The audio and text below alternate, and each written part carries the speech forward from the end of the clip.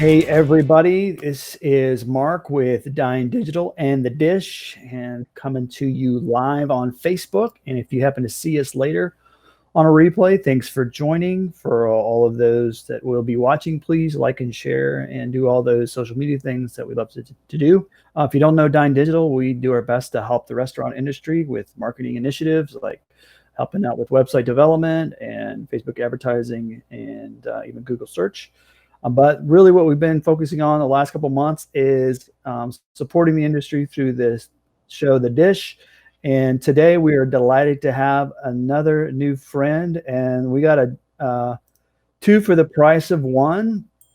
And it is the Gibson and the John. And we're going to put you in center screen. I'm going to minimize myself. Thank you, gentlemen, for joining us today. How are you guys doing? Good. Can you hear us? Are we all connected? We're good. Boom.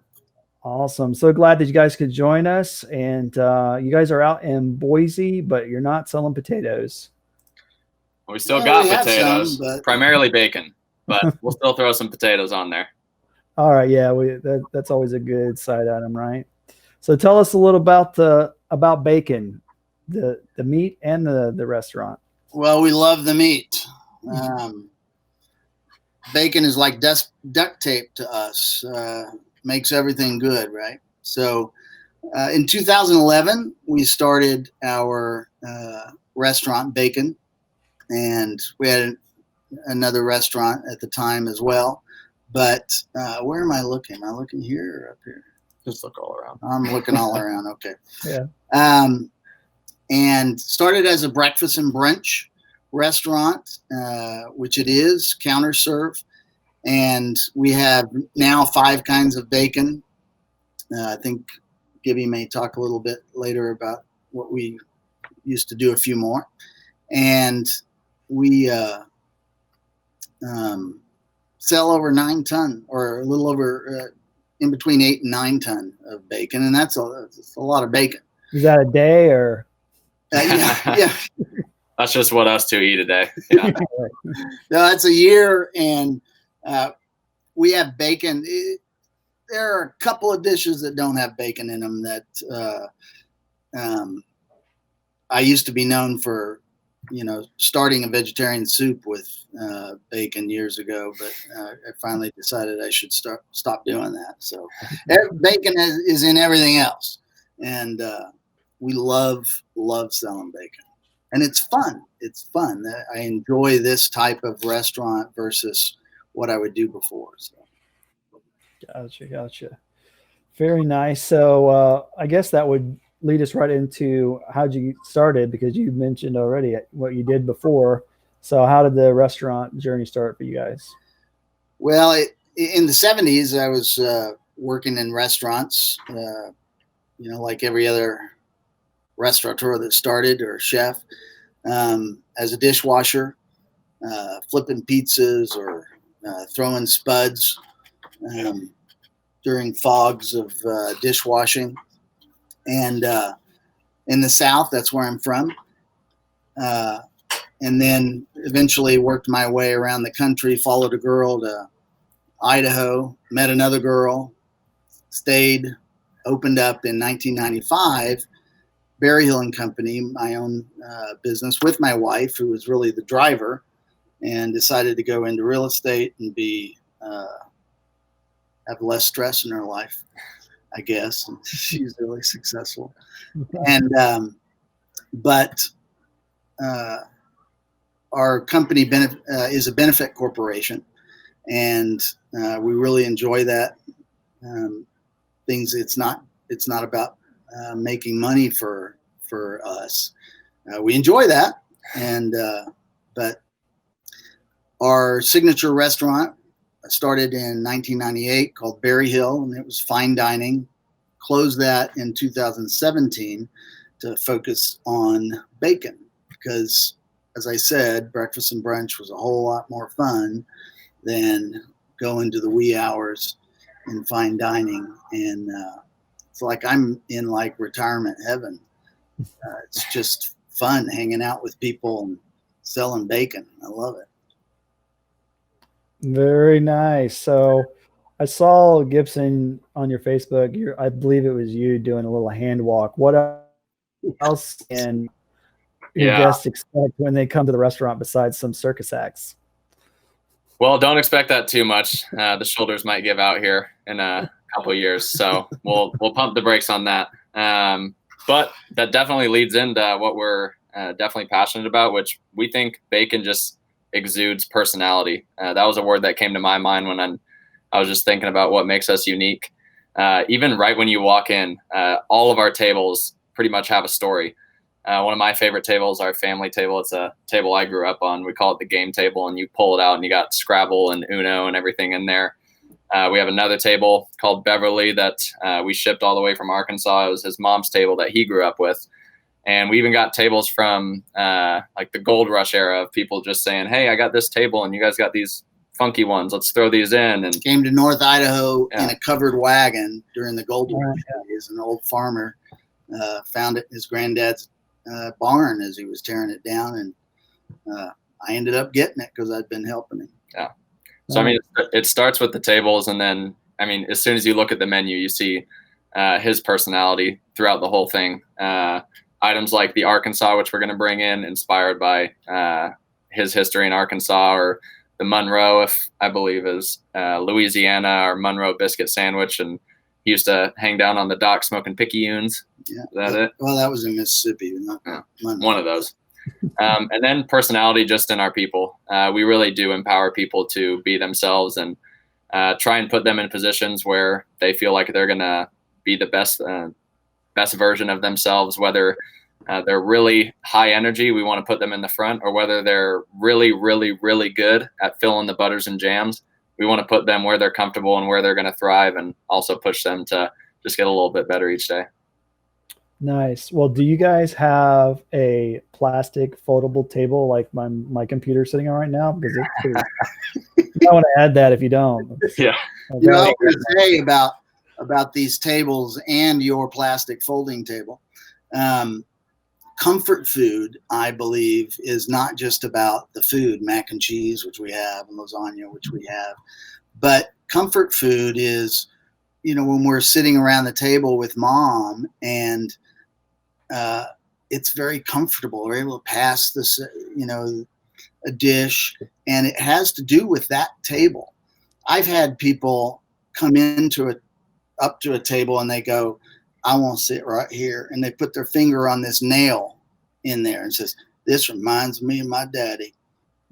And some of them are held together, but they were in my family by nails and pegs and wire. And I love it. The Beverly table, like he was saying, my mother was built during the Civil War, and all Southern oak, gorgeous table. You can see big black ring that I burnt when I was a kid, and I was punished for that. My dad was a preacher, and he got punished. So. Well, obviously you guys are unique in the very face of what you do, but what's something else you can highlight about the uniqueness of what you bring to Boise? Well, I think I do get a fairly unique perspective being boss's son my whole life, and being a little bit outside the restaurant. So I get the outside perspective, but also being as a part of it as I can ever be. And especially now in the office and out front. But I think one of the clear things that makes us unique is, again, kind of that just personal touch, that personality. I'm going to scoot over here and make JB show you his tattoo, but might be a hard angle. Okay. Yep. We literally just have bacon in our blood. And of course, that's a flying pig. Flying pig. Very common possible in Boise. But we really do. It's a family restaurant. From the bottom to the top, like every single decision is made as a family, discussed as a family, and that includes our employees. It's not just hanging at the house over a family dinner trying to figure out what we should do. And it's definitely not just between us two. Mom's usually making all the right moves, all the right decisions. She's really the brains of the operation. A lot of the good ideas that people pat us on the back for, we usually have to, as soon as we get home, let her know and give her the pat on the back. And yeah, she's definitely smart and a huge part of the reason that both of us are able to work together. Well, obviously you said she's the brains, and looking at you, she's also the looks. So Yeah. what are you guys actually bringing? Well, I That's told good. you I was a dishwasher, so Yeah, there you go. That's awesome. Exactly. All right, so you've already mentioned a couple of things, but if someone's coming for the first time, what's that thing on the menu that you're saying you got to try this? Well, I did just hear a customer come in a couple minutes ago saying they looked up unique food around the area, and they just wanted to run in and try a sample. And luckily, we have quite the sampler available. Yes. These are our bacon shots. So in 2011, when he did start bacon, it was actually, you can do this. I don't It want won't fall. There we Yeah. go. You can kind of, Yeah, there it is. Got words on them down there. Yeah, it took a minute. in 2011, when he started bacon, it was a little bit of bacon bonanza. I wouldn't say he got over his head, but we threw some bacons on there that maybe weren't real bacon. So turkey bacon, Tempe bacon, chocolate bacon, which was one of my favorites, and we still do for birthdays. But we had 11 types of bacon. Pancetta bacon, tons of bacon. Anyways, people loved these bacon. 5 of them. So the first one that we have is the Berryhill, of course, for namesake. He's been doing this one for 25 years. This is chili sugar, so a little bit of sweet with a little bit of kick. This has always been my favorite. I put it in everything, maybe to a fault. I played basketball for most of my life, and most diets that I was ever recommended didn't include this, so might explain why I didn't do as well as I wish I would have sometimes, but that's okay. That's why you're not in the NBA right there. Okay. Yeah, exactly. This is to blame for why I'm not in the NBA. It could right be there. that and 6 feet. Yeah. But now I'm the cool. guy that played basketball too. Then we have the spicy hot bacon. That one's pretty self-explanatory. It's got a kick. As my palate grows, that's the one I find throwing on just about every dish I can. Then we got the Kurabuta. This one's pretty special. This is actually a black Berkshire pig. So all 4 of these are the typical hog that you would normally get in bacon. It's just a really great cut. And then this one is, well, I'm actually going to turn this one over to him. He actually knows the origin of the Kurabuta bacon. Well, the a little bit better. Black Berkshires, the Japanese said, were the closest to Kobe beef. And in my signature restaurant, Berryhill, we sold a lot of and cooked a lot of Kobe beef and Kurabuta, pork and bacon. The Kurabuta is the Japanese word for supreme, and it's a much smaller. It shrivels up a little bit, and a lot of that is because of the fat content, but its flavor is remarkable. Gibby calls it, that's what we call him, Gibby. Says he uses the word gamey, a little bit gamey. All right.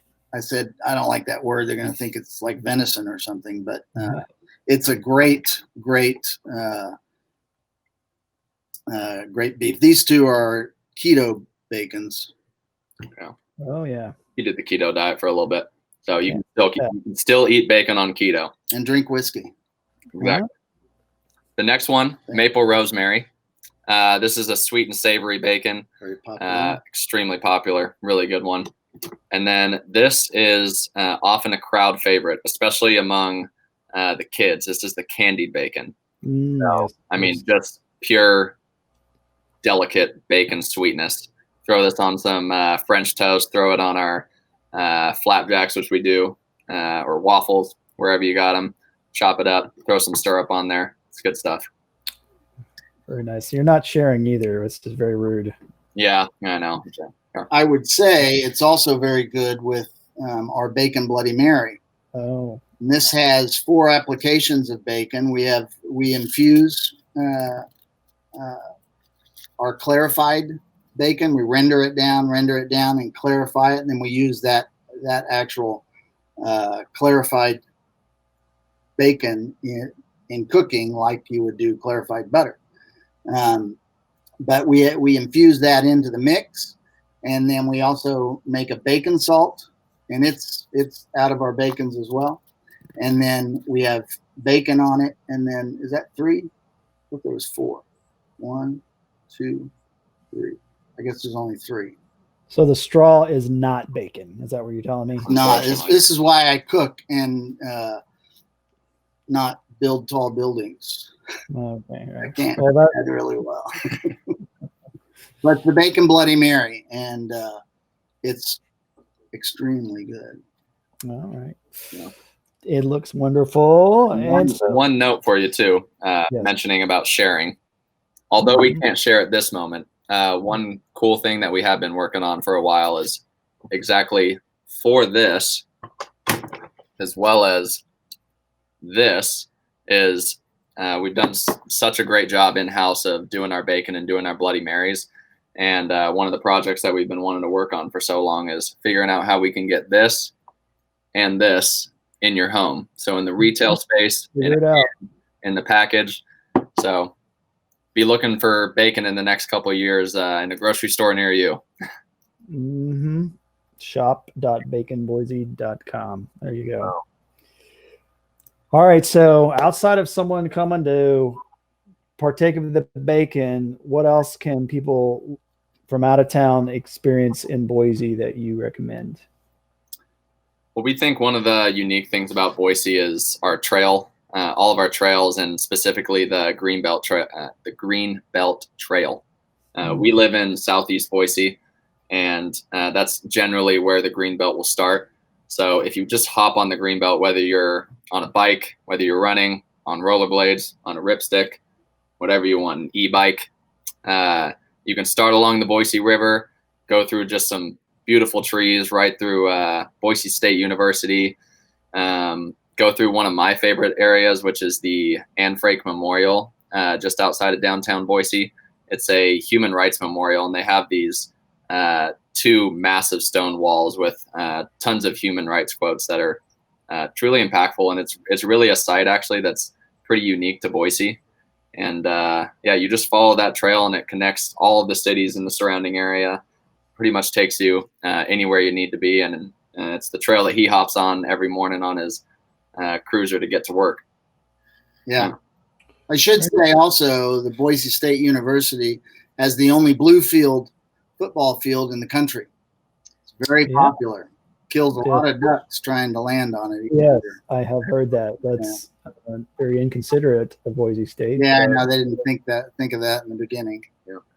Yeah, no, I've seen a few different games over the years of the blue field. So cool.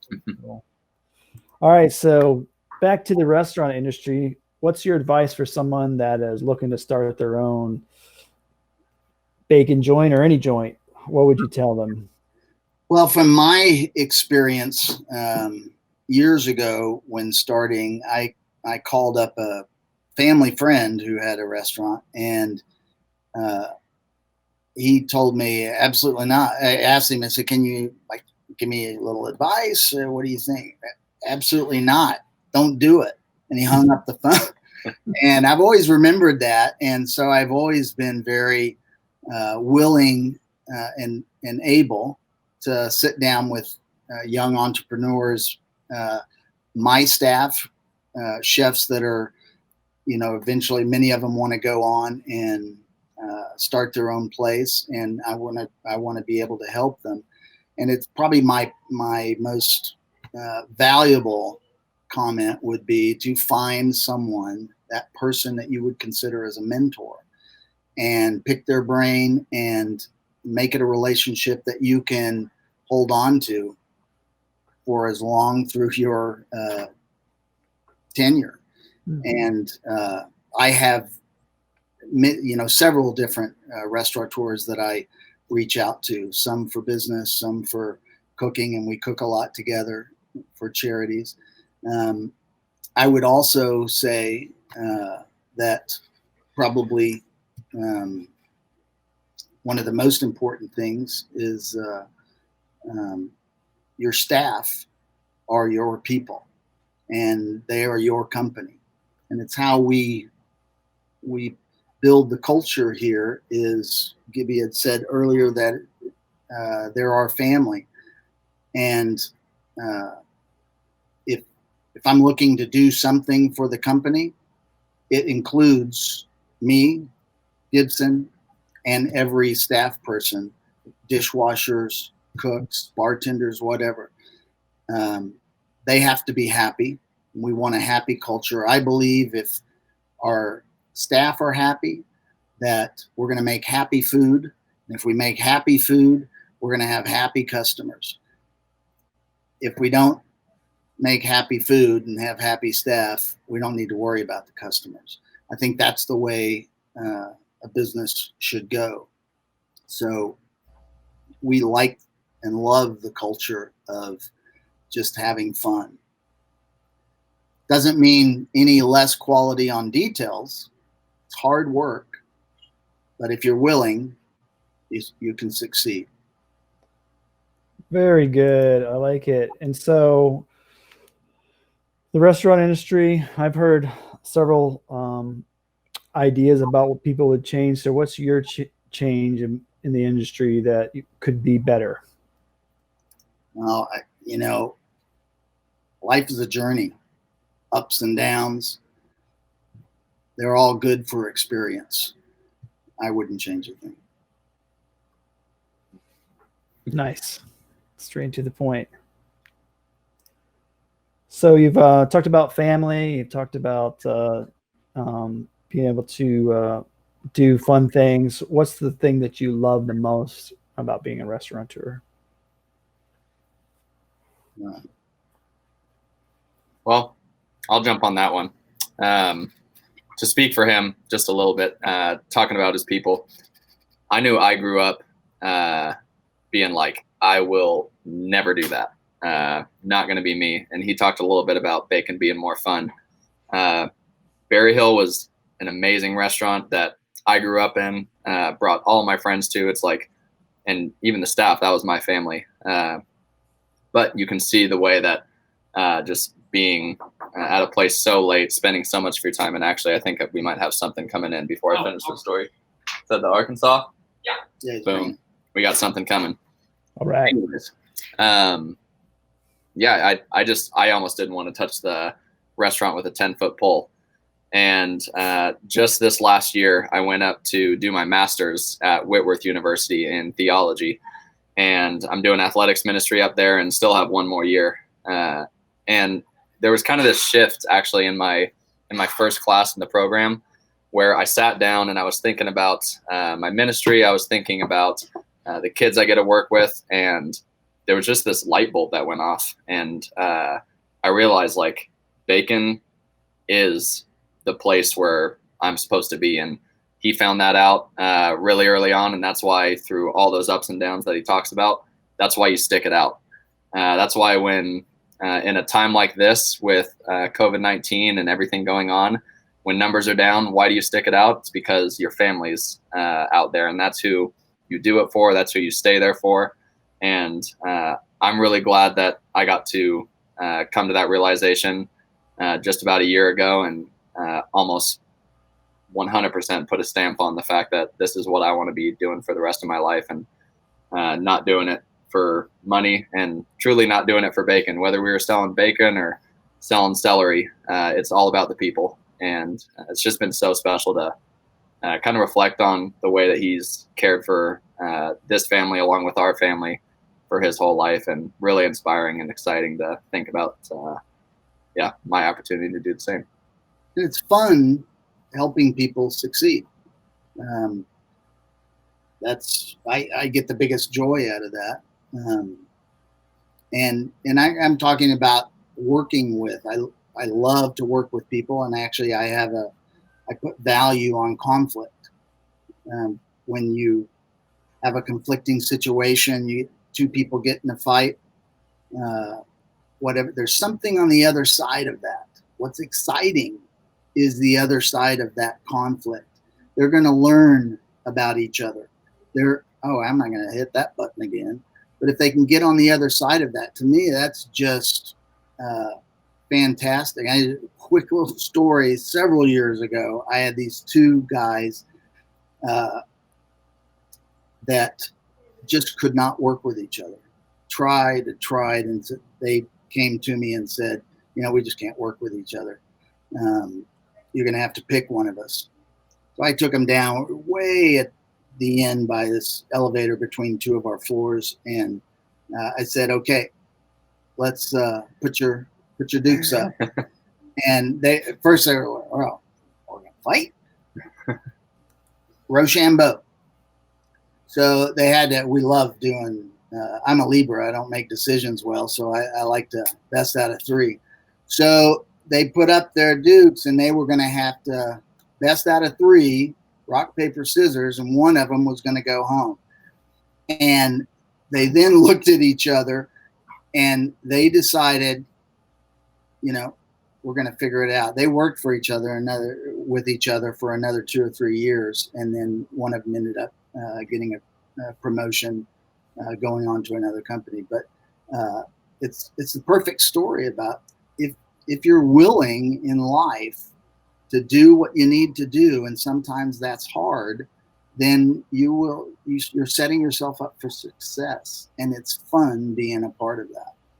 Yeah, that's great. It's that sentiment about conflict and what happens on the other side of it is apropos to the current climate that we're in, and that's something that I was just talking to some neighbors about. Like I see us going to a much better place because of what's happening in the moment right now, where people are, it is a conflict of sorts, obviously, and being able to talk it out and get some real education and learn about each other, especially from the side of the African American community, especially, I think is going to make everybody better.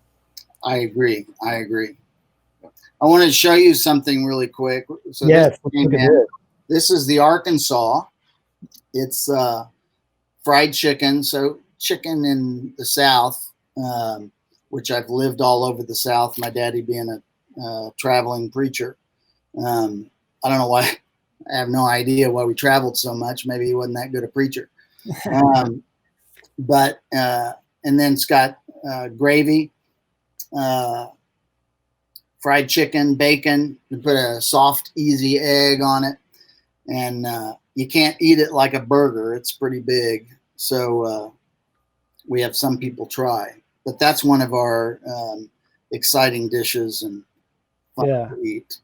You can't get that at Chick-fil-A either. So yeah.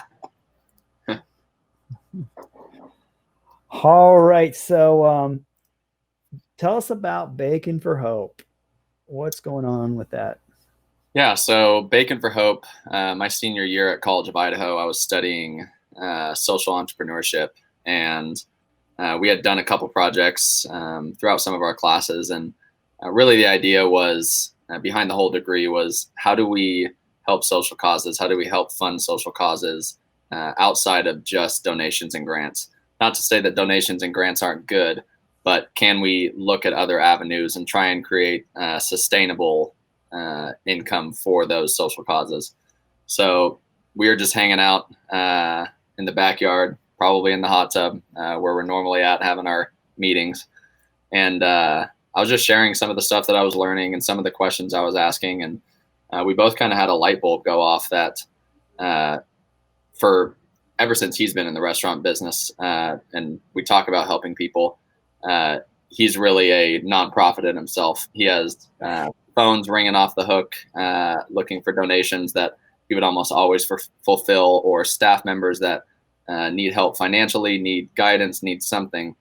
And doing that for so long, it's really helpful and you have a great impact, but you don't really get to see the full picture, and you actually don't really get to invest as much as you would like to into something that you're truly passionate about. So when I was playing basketball at College of Idaho, our team would consistently get with the Hope House, which is a children's home about an hour away from us for kids with failed adoptions. And they're a private organization, so no government funding. And we had both had a good amount of interaction with them, and he had got to see them come to some of our games. And it was just so clear, like, they were people that we were passionate about. They were kids that just like ignited our heart. They were kids that cared for us. And we felt like we had an opportunity to try and give back to them. So we founded in 2019, we founded Bacon for Hope as a nonprofit. And really what it is just partnering with people throughout the community to try and find innovative ways to fill the needs at the Hope House. So the first project that was is a outdoor basketball court. Every trip that I would make out to the Hope House, they would have this really rugged, cracked basketball court that if I tried to take a couple shots on, I would walk out of there with 2 sprained ankles. And we just walked the campus with them, and they were like, this is a need that we have. And it was something that we were passionate about, that they were passionate about. And we were like, yeah, let's do this.